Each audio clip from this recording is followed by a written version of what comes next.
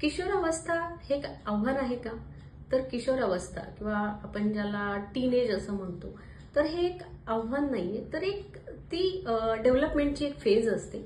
या काळामध्ये जी मुलं असतात त्यांना असं वाटत असतं की आपण इंडिपेंडंट झालो, स्वावलंबी झालो, आपले निर्णय आपण घ्यावेत.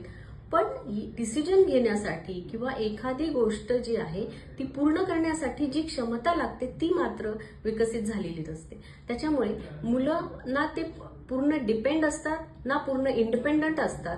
त्याच्यामुळे मधल्या फेजमध्ये ही मुलं असतात आणि याच्यामध्ये जी फिजिकल आणि सायकोलॉजिकल उलथापालथ शरीरामध्ये होत असते, त्याच्यामुळे त्यांना बहुतेक ज्या गोष्टी आहेत आजूबाजूला, तर एक प्रेमाकडे आकर्षण झुकलेलं असतं, विरुद्धलिंगी आकर्षण वाढलेलं असतं आणि या काळामध्ये आई वडिलांनी त्यांना समजून घेणं फार गरजेचं असतं. तर त्यांच्याही मध्ये खूप चिडचिडेपणा किंवा अभ्यास न करावं असं वाटणं, कंटाळा करणं, शारीरिक बदल, दिसण्यामध्ये बदल होतात.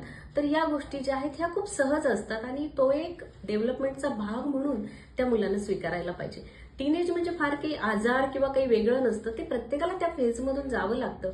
म्हणून मुलांनी सुद्धा त्या टीनेजकडे, त्या डेव्हलपमेंटकडे पाहण्याचा दृष्टिकोन एकदम सहज आणि सकारात्मक ठेवणं फार गरजेचं आहे. आणि या काळामध्ये काय होतं की आपल्याला आपल्या कुटुंबामध्ये आपल्या फॅमिलीकडून आपल्याला खूप प्रेम मिळतं. बहुतेक कुटुंब असतात की आई वडील हे घरात प्रेम करतच असतात आपल्यावरती, पण कदाचित त्या वयामध्ये मुलांना ते प्रेम वाटत नाही आणि कुठेतरी मग तो एकटेपणा विनाकारण फील केला जातो. तर या वयातल्या मुलांना मला एक सांगावंसं वाटतं की जेव्हा एखाद्या भांड्यामध्ये पाणी भरलेलं असतं आणि वरून कोणी पाणी ओततं तर ऑफकोर्स ते पाणी बाहेर वाहून जातं.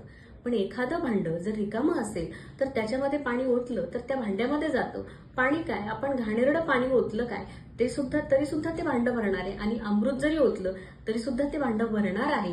म्हणजे जिथं प्रेम भरभरून आहे तिथं तुम्ही कुणाचंही कितीही प्रेम आलं तरी तुम्ही नाकारायला शिकता आणि जिथं आपल्याला प्रेमाची उणीव वाटते ते वाटणं असू शकतं, ते खरंही नसू शकतं. तेव्हा दुसरं कुणीतरी प्रेम देण्याच्या नावाखाली आपल्या आयुष्यात एंटर करू शकतं. म्हणून अशा मुलांनी प्रेम या गोष्टी परिपक्वता येईपर्यंत, भावनिक प्रगल्भता येईपर्यंत या गोष्टीचा विचार करणं थोडंसं थांबवायला हवं आणि आपल्या शारीरिक, मानसिक आणि शैक्षणिक वाढीकडे लक्ष द्यायला हवं.